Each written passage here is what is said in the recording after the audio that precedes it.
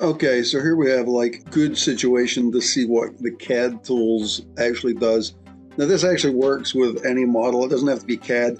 I just developed it when I was working with some heavy CAD files because I'm doing a lot of these server animations.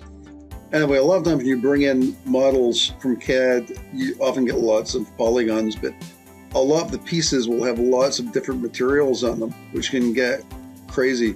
Now, sometimes those materials are there because lots of objects are connected together, but we can say remove extra materials. And when we do that, it eliminates materials which are not applied to this object. Now you can see this object still has 4 materials applied. I'm guessing they're probably polygon applications, or there might be extra objects which are connected like as one object. So I'm just going to separate the objects here. So usually to separate objects, you have to go into edit mode and separate from edit mode. That really sucks if you're working with a big, like a high polygon model, because it can get really slow in edit mode. So this is just one cool way of doing it. Let's remove extra materials now, and we've lost one of them. So these other ones then are there because of the polygon application at the polygon level, which is valid. Let me just hide this. Actually, let me just open this up.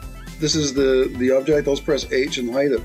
Now that's important because when it's hidden here. But if I render this, do I have a camera in here? Let me just add a camera really quickly.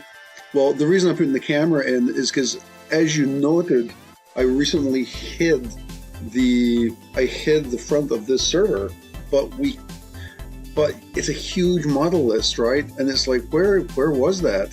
Where was that door? Now maybe it's not important, but if you render F12, if you render, the door's still there. Now this is like a common problem which you find in scenes all the time. Like you'll be working on something and you can't find what was the object which was hidden. So for example, a lot of times when I'm working, I'll create little sort of test objects just to like help me pivot, or just as references and this kind of thing. Let's hide that one too. And it's like, oh, what was that called? And then you render it and it will be there even though it's hidden.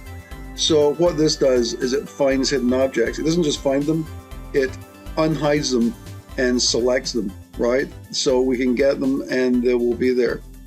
There's the cube too, right? So that is, I'll tell you something, just that alone will save you hours of frustration, man, right? Let me just hide that again. Yeah, here we are.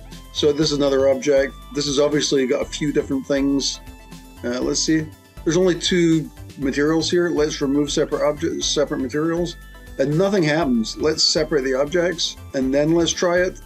And you see, when you separate objects, you don't separate the materials. Let's remove the materials and it gets rid of it.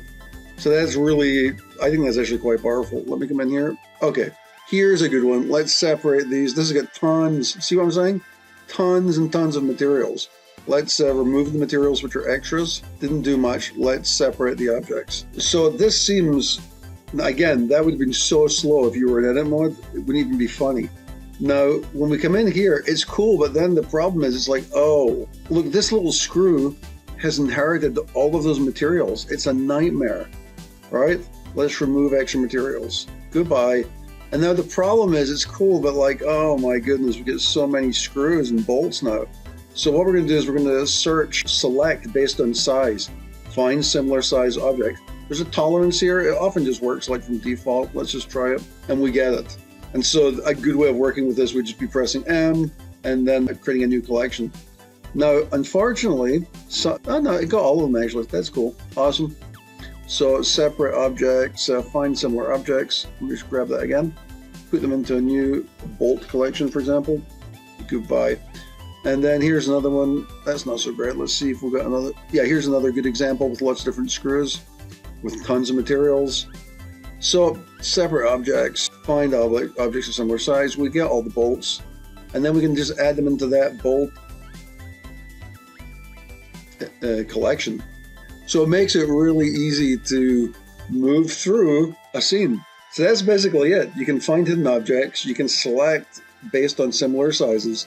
You can separate objects and remove extra materials, which often get added in. Now, in typical scenes, it might not be that bad, but especially if you're working with products or anything imported from CAD from a client, it can get nightmarish if you got to work with this stuff by itself. So this is like game changer.